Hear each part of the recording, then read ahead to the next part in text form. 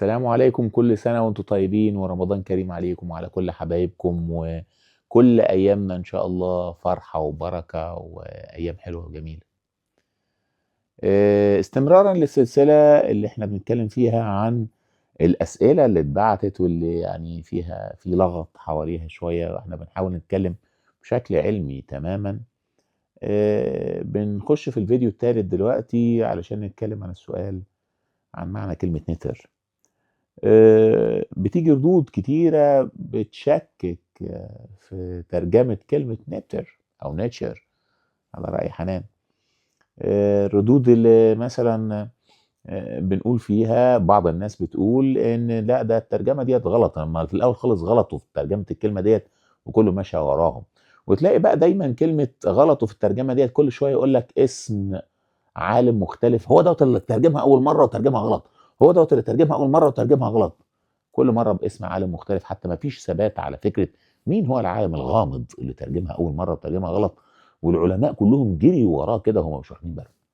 اتكلمنا في الفيديو اللي عدى على ان ازاي العلم بيتكون بشكل تراكمي، يعني بيبقى عالم بيبتدي بحته وبيجي عالم تاني يشتغل عليه ويطلع ليه غلطات ويطلع حاجات جديده يثبتها، وهكذا بشكل تراكمي على امتداد ما يقرب من مئات السنين. يعني ممكن نقول ان النهضه العلميه في العالم ابتدت في القرنين الاخرانيين دول، يعني عشان كده كانوا بيعتبروا القرن ال 19 ده قرن العلم مثلا يعني، وظهرت فيه حاجات، افكار بتقول ان العلم هو اللي هيحرك كل حاجه. ده حتى على مستوى الادب ظهرت بعض الروايات زي روايه فرانكنشتاين اللي لسه معمول لها الفيلم الاخير بتاع كريستوفر نولان. كريستوفر نولان اللي عامله، والله مش فاكر، ما علينا يعني.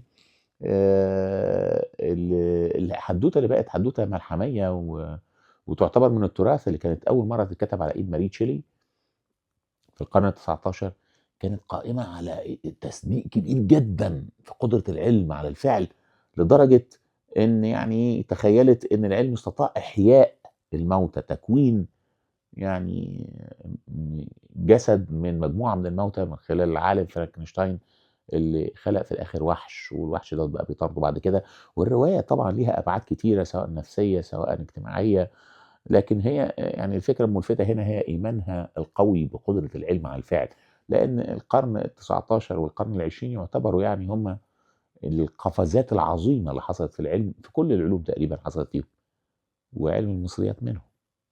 تأسيس علم المصريات كان بعد فك شامبليون لرموز حجر رشيد، والحركة التراكمية بتاعة النقد بتاعة الترجمة وبتاعة التفاصيل العلمية الكتير اللي حصلت علشان يظهر في خلال القرنين اللي عدوا مع كل العلوم التانية اللي بقت دلوقتي علوم معتمدة تماما. بدايتها كانت ساذجة إلى حد كبير، وتحولت إلى علوم شديدة التعقيد وشديدة التوثيق زيها زي علم المصريات. فخلينا نبص لترجمة كلمة نتر.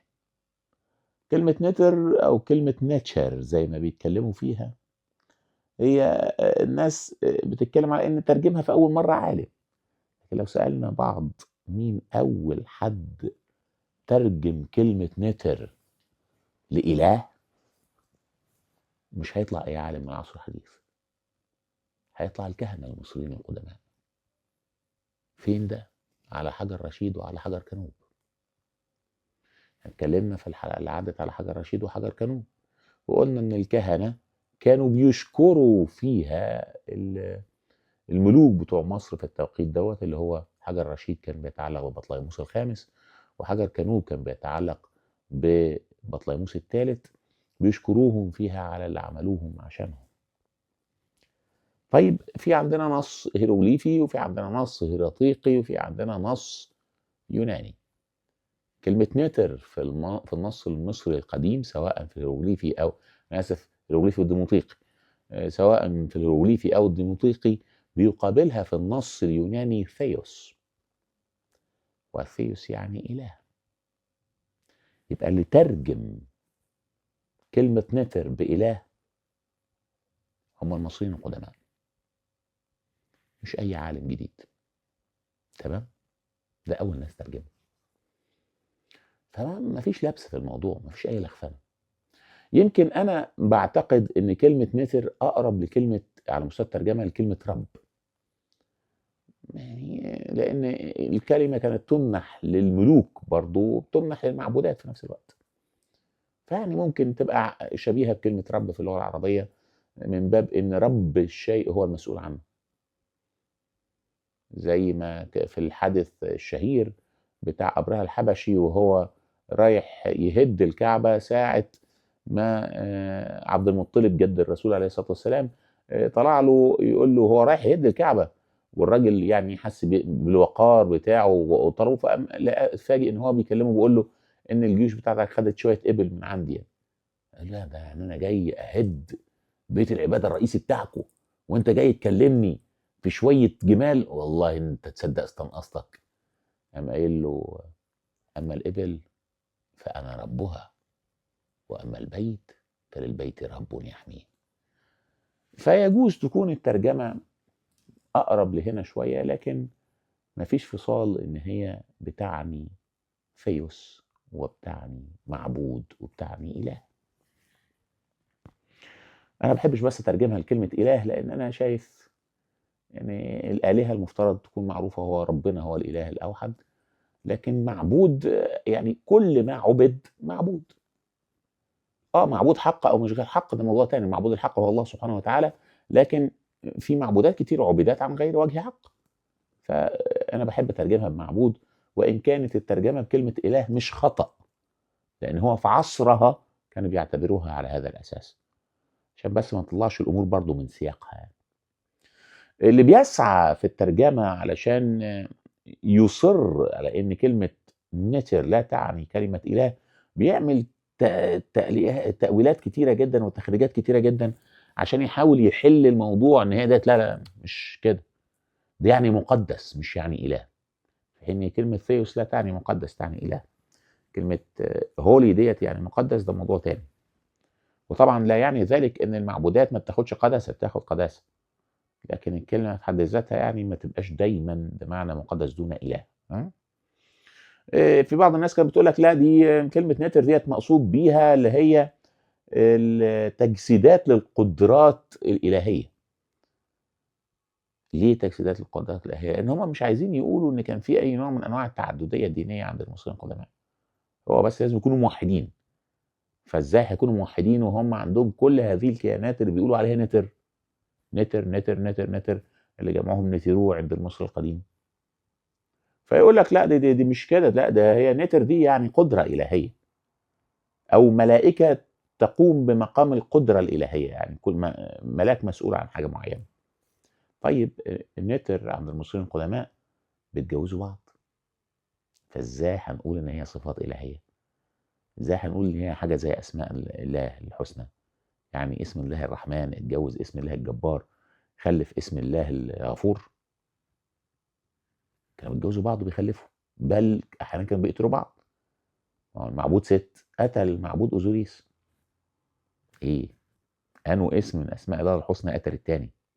ولا انو ملاك ولا قتل التاني؟ ولا انو ملاك اتجوز وخلف؟ ده طول وقت الثواليث المصريه القديمه في المعبودات شهيره جدا. يعني احنا بنلاقي امون ليه كذا بالمناسبه تجميع، بس امون اتجوز موت وخلف خنثى. بنلاقي خنوم متجوز ستت وعنقت، متجوز 2 ستات، ده في الفانتين. ومتجوز في اسنا متجوز منحت ومخلف حكاوي. بنلاقي بتاح متجوز سخمت ومخلف نفرتوم. بنلاقي ايزيس متجوز ايزيس متجوزه اوزوريس ومخلفين حورس. يعني ليله كبيره، يعني صعب انكارها بالبساطه دي يا جماعه. تاني بنتكلم واحنا على درجه كبيره من الجهل، درجه كبيره من الجهل بعلم المصريات. وتاني احنا ما بنتكلم واحنا على درجه كبيره من الجهل بنتحول لمين؟ استاذ جمال اسماعيل في المسرحيه بتاعه السكرتير الفني. نبقى مره واحده كده نقول لك الارض كرويات تدور حولنا. ازاي يعني انا انزل من بيتنا في شبرا ارجع الاقيه بولاق؟ ويعني سلامنا لكل اللي بيفكر بهذه الطريقه، يعني ما ينفعش. تمام. برضو يعني احنا مش الفرضيه اللي بيصر عليها هؤلاء المدعين ان طز في كل الأخطاء اللي حصلت في الترجمة والمدعاة منهم، والأخطاء اللي إحنا بننكرها تمامًا. ليه؟ لإن علم الترجمة علم متراكب على بعضه، زي ما اتكلمنا، مش واحد هو ترجم وغلط ومشي، ده واحد وواحد تاني بيصحح وراه وواحد تالت بيصحح وراه وليلة كبيرة يعني. فبالتالي المفترض إن هم المصريين القدماء كانوا موحدين. إحنا لا ننكر على الإطلاق وجود تمسّات كبيرة جدًا في الديانة المصرية القديمة مع الديانات السماوية. يعني إحنا بنبُص نلاقي مثلًا إن المعبود خنوم هو معبود يخلق الإنسان من طين. الفعل ده في حد ذاته مُبهر. تفكير بني آدم لو ما كانش في وحي سماوي وشايف قدّامه اللحم اللي قدّامه دوّة، أنتم كلّكم متكوّنين من لحم، ما هافكّر إزاي إن ده أصله طين؟ إلا لازم يكون في وحي سماوي، صح؟ لكن المعبود خنوم ده في حد ذاته متجوّز ستت ومتجوّز عنقت، وفي حتّة تانية في إسنا متجوّز منحت ومخلّف حكاوي. فيعني إزاي هنعتبر إن هو توحيد؟ بل المعبود بتاع حمام هو معبود منف ديّة اللي هي العاصمة الأولى لمصر بعد التوحيد. في روايات إن ممكن يكون في عاصمة تانية قبلها، بس ده نتكلم برضه في فيديو تاني يعني. فبتاح ده أنا باحبه جدًا بالمناسبة. ليه أسطورة جميلة في الخلق. عند المصريين القدماء بيقولوا إيه، إن بتاح ده حمل بالعالم في قلبه ونطقه بلسانه. يعني حلوة جدًا ورومانسية، وأصلًا فيها خلق بالكلمة، حاجة شبه كن فيكون. بل إن استمرار المنظومة بتقول إيه، الأسطورة بتاعة الخلق بتقول إيه، مش مجرد ده، لأ ده هو قلب ولسان كل معبود آخر. ففعلًا بقى تتحول كل المعبودات الأخرى كأنها تجسيد لقدرات بتاح.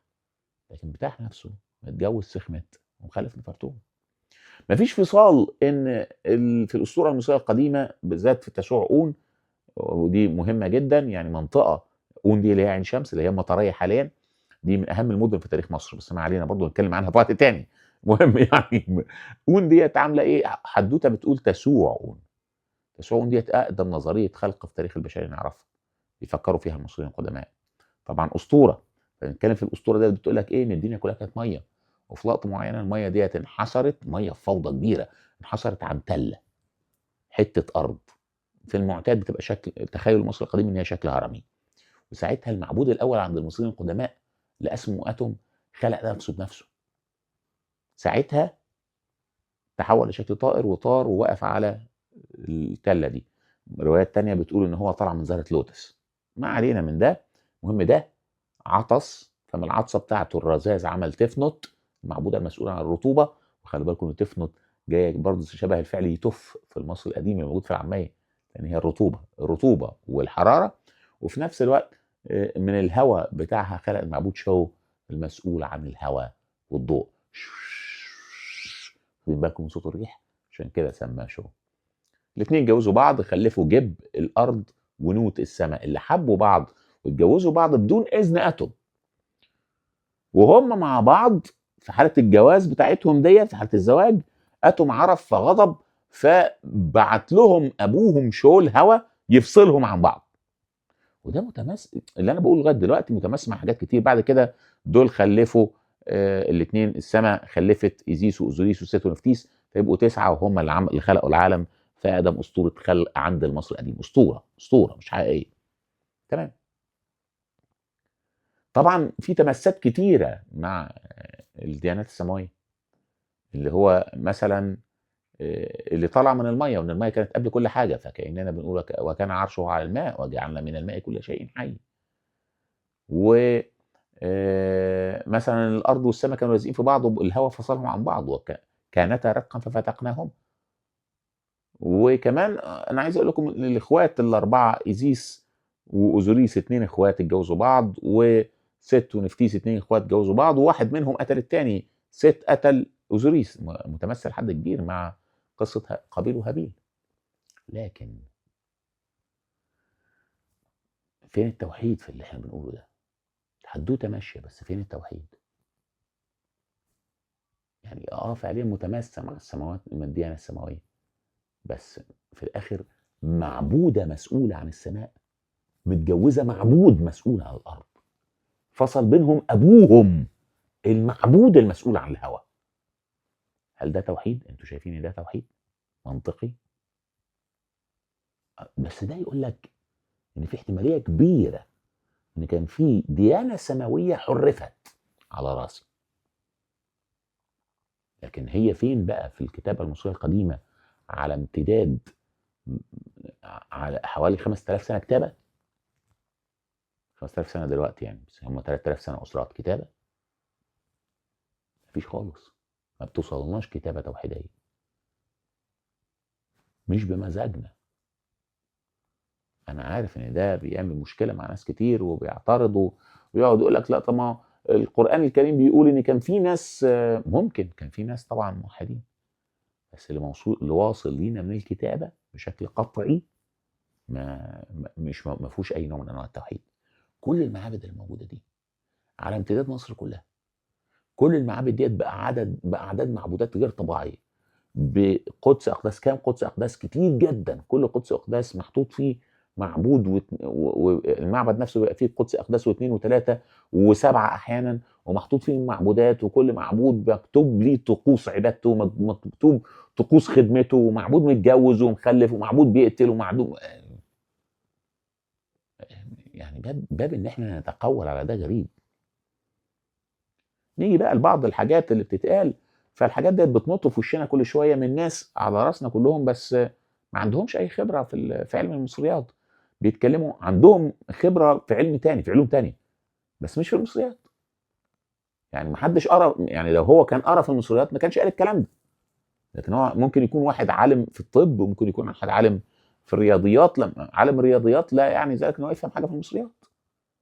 برضه عالم المصريات مش ضروري ان هو يفهم حاجه في الرياضيات الا لو كان عنده هوايه يعني. يعني مش بالعقل كده. مش واحد مثلا طبيب بشري بيتكلم في المصريات تقول لك يا عم ده دكتور، اي دكتور بشري، لكن ما قرأش في المصريات بشكل علمي ولا درس في العلم بتاع المصريات، فبالتالي معرفته فيها زيرو، ولا فاهم او اقل اكتر من زيرو بحاجه بسيطه. فلو اتكلم هنا كلامه لا يعتد به. انا اسف، انا هذكر اشخاص يعني ممكن الناس تزعل لما انا بتكلم فيهم. يعني في ذكر مثلا على احد الاشخاص المحترمين اللي انا بحبهم جدا واللي تربينا على كتابتهم، ان هو قال، هو جاي قايل ده في فيديوهات فعليا، ان مثلا يعني ان اتم هو سيدنا ادم، ومنتهى الثقه. اتم هو سيدنا ادم، وادريس هو سيدنا اوزوريس، منتهى الثقه. طيب اي معلومه بتتقال بيبقى ليها مصدر. المرجعيه التاريخيه بتبقى ليها مصدر من اتنين، يا يكون مصدر ديني، والمصدر الديني هنا بتكون المرجعيه بتاعته جايه منين؟ يا من القران الكريم يا من التوراه. يعني القران الكريم قال او التوراه قالت، مع تحفظنا على التوراه بس ماشي. الحاجه الثانيه بقى المرجعيه العلميه. لا، المرجعيه العلميه اللي هي المرجعيه الاثريه الاركيولوجيه جايه منين؟ من الكتابه اللي كتبها مين؟ الناس اصحاب الحضاره. كتبوها على ايه؟ على الحيطان، على البردي، على الاستراكه، على الواح الطينيه. اي اثر موجود في عصرهم هم كاتبين عليه. لما اقول انا بقى معلومه بمنتهى الثقه، وانا راجل ليا مصداقيه في مناطق تانية زي المناطق الدينيه او المناطق العلميه، يبقى انا مفترض مرجعيه معلوماتي تتقال. لما اجي أنا اقول بقى ده هو اتم هو ادم، فين المرجعيه؟ هل ذكر ذلك في القران الكريم؟ هل ذكر ذلك في التوراه؟ هل يوجد اثر واحد يقول ده؟ لا. ما اجي اقول نفس الحركه على ادريس واوزوريس، نفس الحركه. بل بعض الناس بتقول ان سيدنا ادريس هو تحوت. طب ايه المرجعيات هنا؟ مفيش اي مرجعيات خالص. ايه الموضوع؟ ان طبعا يعني تشابه الاسماء. تبص تلاقي ان شكل كلمه اتم تبقى شبه كلمه ادم، وكأن التشابهات في الكلمات دي تنفع ان هي تتقال. يعني انا اعتقد ان ده وحش في حق اللي بيقولها صراحه، لان احيانا كتيره بنسمع كلمات بتعمل مفارقات مش ظريفه بسبب التشابهات. يعني اذكر ان الاستاذ انس منصور حكى مره عن حادثه حصلت وهو في روسيا، ساعه ما سمع الناس اول ما اشتغل النشيد القومي المصري بلادي بلادي بلادي، الناس الروس ضحكوا، لان معنى كلمه بلادي بالروسي مش ظريف. فانا لما كنت في مهرجان بيلا فاهزة في بيلاروسيا، سالتهم عن معنى كلمه بلادي، فلقيت الناس اتخضت اول ما انا قلت يعني ايه بلادي، ايه ده، ازاي بتقول كلمه زي دي. في الاخر طلعت معناها عاهره. فانتم متخيلين مثلا يعني ان على مستوى التشابه اللفظي بلادي باللغه العربيه هي نفس منطوق كلمه عاهره بالروسيه. وده تسبب في مفارقه، ان الروس قعدوا يضحكوا ان ازاي النشيد الوطني بتاع ناس بيبتدي بيقول عاهره عاهره عاهره. هي مش ظريفه خالص فعلا، يعني كوميديه. لكن هل بقى منطقي ان انا اعتمد في العلم اقول بما ان اللغه ديت الروسيه معنى منطوق كلمه بلادي معناها عاهره، يبقى احنا كمصريين بننادي بتمجيد العاهرات؟ ما ينفعش طبعا. دي لغه ودي لغه، التشابهات اللفظيه ما ينفعش فيها خالص. فلما يجي اتم وادم باللغه العربيه، واتم بالمصريه القديمه، فما يصحش ان انا اربط التشابهين دول ببعض على مستوى المعنى، صح؟ طب خليني بقى اقول لك حاجه تانية. اتم في اللغه المصريه القديمه ما اسموش اتم، اسمه تم. وادريس في اللغه في اوزوريس، اسف، في اللغه المصريه القديمه ما اسموش اوزوريس، اسمه اوزير او وسير. لكن اللغه اليوناني لما جم يتكلموا الاسماء المصريه القديمه غيروا في اسمائهم بما يتناسب مع اللغات بتاعتهم، باضافه الياء والسين. هي لغات اليوناني بتحب الايس اللي في الاخر دي. فبقى اوزير يبقى اوزوريس، وبقت ايزا تبقى ايزيس، وبقى نبات حوت تبقى نفتيس، وهكذا. بل سينوسيرت يبقى سيزوستريس. وده مش حاجه عيب عملته اللغه اليونانيه القديمه، بالعكس، ده كل اللغات القديمه كانت كده. كانت كل لغه لما بتاخد اسم او تاخد كلمه من لغه تانية بتطبعها بطابع اللغه القديمه. فاحنا نبص مثلا في العربي، لما نبص نلاقي ان سيدنا يونس في الاصل اسمه يونان، سيدنا يحيى اسمه يوحنا، لكن لما دخل عندنا في اللغه العربيه تحول لاسم تاني، الاسم يتماشى مع اللغه العربيه. سيدنا ابراهيم اسمه ابراهام، او سيدنا زكريا اسمه زكاري، اسم يعني سيدنا سليمان سولومون، داوود ديفيد، يعني حاجات كتيره من النوعيه دي. لو قعدنا نرص كتير هنلاقي حاجات كتيره حصلت من النوعيه دي. وده طبيعه اللغات القديمه، ده كان زمان بيحصل. دلوقتي في اللغات الحديثه ما بينفعش يحصل ده. مش هيجي واحد دلوقتي اسمه الكسندر وانا اقول له تعالى يا اسكندر، لان يعني كان اسمه الكسندر ذا جريت، واحنا سميناه الاسكندر الاكبر. فمش هينفع دلوقتي خلاص عرفناهم من بعض. حتى لو واحد اسمه ديفيد مش هقول له يا داوود، مش كده؟ عموما ده اللي تسبب في تغيير الاسماء. لكن الاسماء عند المصريين القدماء كانت مختلفه. حتى اتم ما اسموش اتم، اسمه تم. حتى اوزوريس اسمه اوزير. حتى التشابه اللفظي مش موجود. وطبعا تاني التشابه اللفظي الاعتماد عليه هو اعتماد كوميدي وسيء في حق والله الشخصيات اللي عملت دوت، وهم شخصيات احنا بنجلهم في مجالات تانية، مش في مجال المصريات. هم جهله في المصريات. انا اسف ان انا الكلمه ممكن تكون بتخض، بس هو جاهل بالمصريات، لكن هو عالم في مناطق تانية عظيمه. التدخلات ديت ما ينفعش تحصل، مش صح ان هي تتقال اصلا. بس انا عارف ان هم معتمدين على كتابات نديم السيار، وكتابات نديم السيار كلها افتئات على المصريه القديمه، يعني كلها نصب. مش عارف ليه بيعمل كده. سواء يعني كل الكلام بقى الهياس اللي بيحصل دوت مصدره تقريبا نديم السيار. مش عارف ليه، مش عارف ليه قاعد يلف ويدور وينصب كده ويتكلم عن نصوص شبه وعوى عن النسوء، وهو ده مش النص الحقيقي.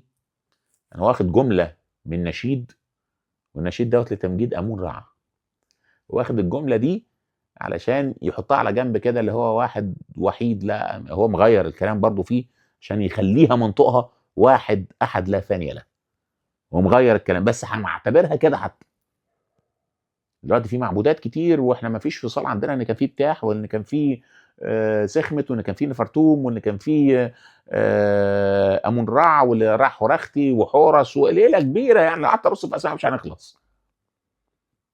فانا دلوقتي رايح اتعبد يعني ربنا يعافينا كلنا، بس واحد مصري قديم رايح يتعبد لامون رع. هيقول له والنبي بلاش والنبي برضه هيقول له معلش أنا مسيطر عليا الموقف الثقافي الخاص بيا. هيقول له يا امون، يا ايها المعبود اللي فيه معبودات تانية كتير غيرك، واللي كلهم يقدروا يعملوا اللي انت بتقدر تعمله، بس انا جاي لك. ولا هيروح يقول له يا معبود يا اللي ما فيش زيك، انت المعبود الوحيد في كل المعبودات دي كلها. زي ما واحد يبقى في الشركه بتاعته فيه 5 6 مديرين، فيقوم رايح للمدير يقول له انت المدير الوحيد، انت المدير الوحيد اللي ما فيش زيك. لا نأفورها، ده معناه ان الشركه دي هو مدير واحد والباقيين كلهم دول فيستك، دول مزورين. احنا عندنا 500 دليل تاني على وجودهم، سواء بأساميهم سواء برسوماتهم سواء بليلة كبيرة يا جماعة. هل يعيب الحضارة المصرية القديمة ان كان عندها تعددية دينية؟ كحضارة ما هي مش خاضعة للعيب يعني احنا مش بنقيم الحضارة دلوقتي، يعني بنقيم ايه؟ بنشوف منجزاتها الحضارية والإنسانية.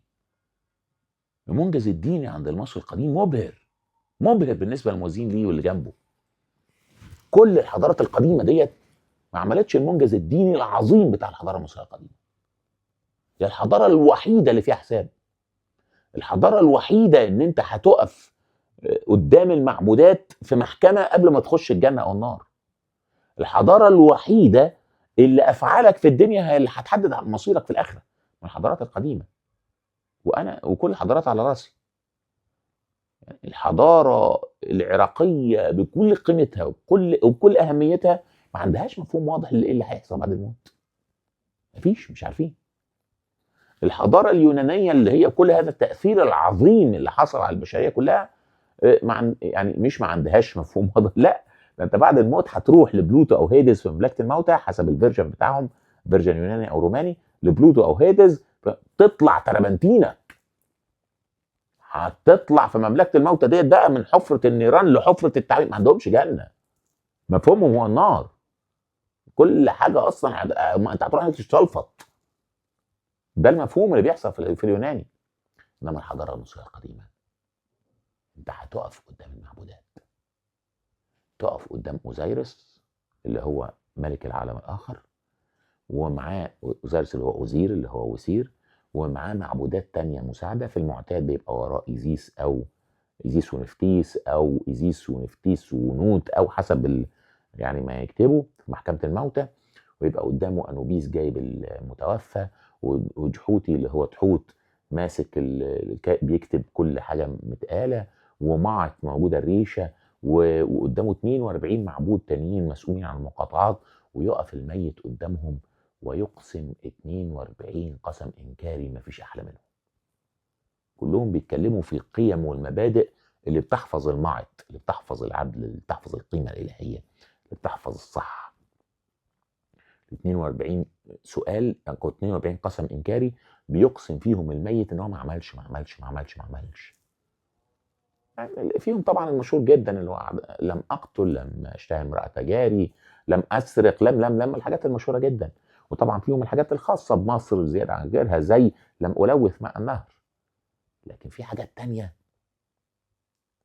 يعني والله في 2 تقريبا القسم 11 و12 تقريبا على ما اذكر، 11 و12 هم مبهرين بالنسبة لي. لأن الأولاني بيقول فيه لم أعبث في وجه جاري، يعني أنا ما كشرتش في وش جاري. أنا في الحضارة المصرية القديمة لو أنت كشرت في وش جارك ما تخشش الجنة. الثانية لم أتسبب في بكاء أحد، يعني أنت في الحضارة المصرية القديمة لو خليت حد يعيط بدون مبرر وبدون ذنب ما تخشش الجنة. سبحان الله، والله رقي حضاري كبير جدا جدا. وفي النهاية بعد ما تقسم ال 42 قسم يوزنوا قلبك قصاد ريشة الحق عشان يشاف لو انت صادق في الكلام اللي انت قلته ولا لا. ولو انت ما انتش صادق مش هتنضم للمعبودات في اياره، بل الوحش الاسطوري اللي اسمه عمعموت هياكلك في ساعتها او ياكل قلبك وجسمك. في العصور بالذات من الدول الحديثة ابتدى يظهر ان جسمك يروح للنار، تعاقب بالنار برضه. كلها مفهومات. لكن عموما اللي مش اللي هيصدق بقى، اللي هيصدق فعليا هو دوت اللي هينضم للمعبودات الجنة بتاعتهم اللي هي إيارو، اللي هي مزارع خضراء سعيدة كبيرة جدا يعيش فيها كل حياته. لا، ده في مفهوم راقي أكتر من كده. فأنا فاهم إن في مشاكل طبعا على المستوى الديني، لكن دي طبائع الأشياء على امتداد التاريخ. امال هو ربنا كان بيبعت الأنبياء والرسل ليه؟ لأن طول الوقت كان بيحصل التحريف، بيحصل غلبة الشيطان، بتبقى غلبة الأفكار، النفس الأمارة بالسوء، فبيبقى في لازم التذكير لغاية سيدنا محمد. فإحنا عايزين نلغي ده يعني ولا إيه؟ ما ينفعش، مش منطقي. لكن عموما يعني هي حضارة شديدة الرقي، وقدمت كتير للبشرية على المستوى العلمي وعلى المستوى الثقافي وعلى المستوى الفني والإبداعي كمان. ما ينفعش ان احنا نضيق الامور بهذا الشكل ونحاول ننصب عليها. يعني ايه؟ ما ينفعش ان انا اطرح طرح ما فيش دليل علمي قطعي عليه. لابد من وجود دليل علمي، لازم. ليه؟ لان انا لو قبلت حاجة بدون دليل علمي، لو قبلت حاجة بدون كتابة علشان انا حاببها، بعد كده غصبا عني هقبل الحاجات اللي انا مش حاببها بدون كتابة، طالما مشيت بالحب مش بالعلم. العلم هو المرجعية المهمة الضرورية.